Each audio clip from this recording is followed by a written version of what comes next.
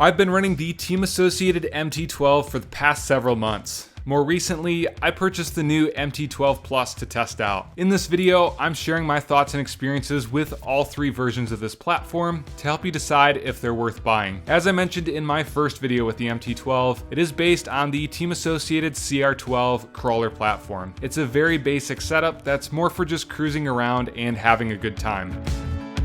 You're not going to be doing anything too crazy with this truck in its stock form. Out of the box, the regular MT12 tops out at around 12 miles per hour. I was hoping the MT12 Plus would be notably faster with its larger motor, but it was only able to reach 13 miles per hour. The 12 to 13 mile per hour range is just enough speed to get some air and do a few tricks. I really tried to push the limits of these trucks to see what they're capable of. They can do wheelies, some stoppies, and even backflips depending on the ramp. You really have to hit it hard though. If you get creative, you might be able to pull off a few other stunts. I'd say the stock MT12 driving experience reminds me of the FMS Smasher with a high-speed kit, or maybe even the Tamiya Cloudbuster at times. To test the runtime of the MT12, I drove one on a mix of pavement and grass at full throttle for 2 full battery packs. On average, I got about 13 minutes of runtime. Of course, runtime will vary depending on your driving style, weather, and terrain, but I feel like the MT12 lasts a pretty long time considering the size of its battery. I also tested the larger battery in the MT12 Plus and got about 15 minutes of runtime. The motor temps seem to stay in range during those test sessions, but if you end up running in the grass a lot, I would definitely keep an eye on your motor temps to avoid overheating.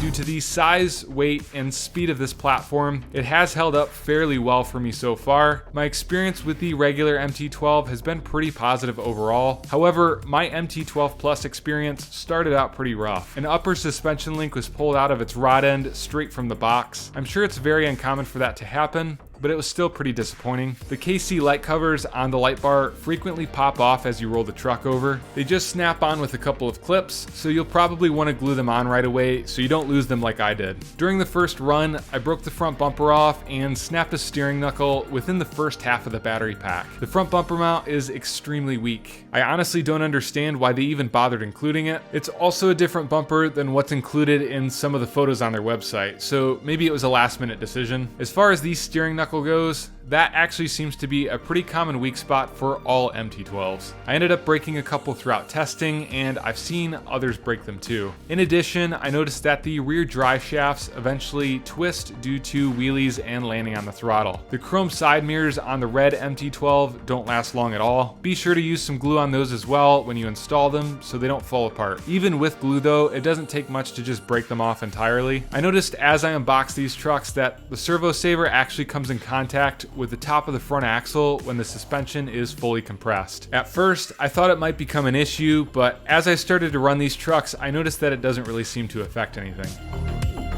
Pricing for these vehicles is a bit strange in my opinion. The red pickup truck version of the MT12 is going for only $187 at the time of this video. The monster van version of the MT12 is $220 for some reason, which is an additional $33. Really the only differences between the two versions are the body mounts and the bodies themselves. Neither body is licensed and they're both very similar when it comes to their features and level of detail, so I'm not quite sure why there's that much of a price difference. In addition, you have the new MT12 Plus with a handful of upgrades that is also going for $220, which is the same price as the MT12 Monster Van. I don't quite get it. I feel like the red pickup version of the MT12 as well as the Monster Van should both be $187. At the current pricing and compared to other solid axle monster truck options available, I feel like the red MT12 offers the best bang for your buck. I absolutely love the looks of the monster van body, but I personally don't think it's worth an additional $33. Maybe your opinion is different. I'm kind of on the fence with the MT12 Plus regarding value. Sure, it has a handful of changes, but when you really break down those changes, only a couple of them actually make a noticeable difference.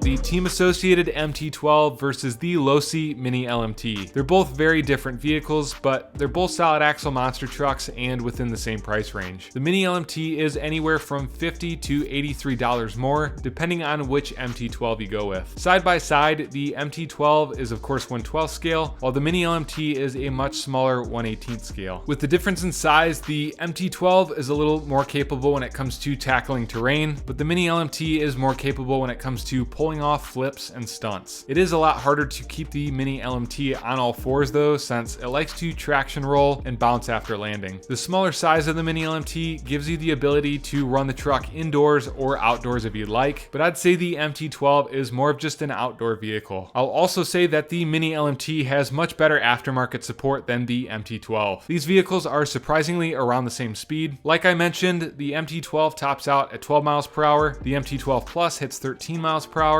and the Mini LMT goes slightly faster at around 15 miles per hour. So is the Mini LMT worth $50 to $83 more? Well, that's ultimately up to you. Like I said, the red MT12 is a great deal at $187. As you jump up to that $220 price point though, it's a tougher decision. I feel like maybe at that point, it might be worth spending $50 more for the Mini LMT. Both vehicles are solid options though and have their pros and cons. Hopefully you found this video helpful. If you did, like and subscribe. I'll catch you in the next one.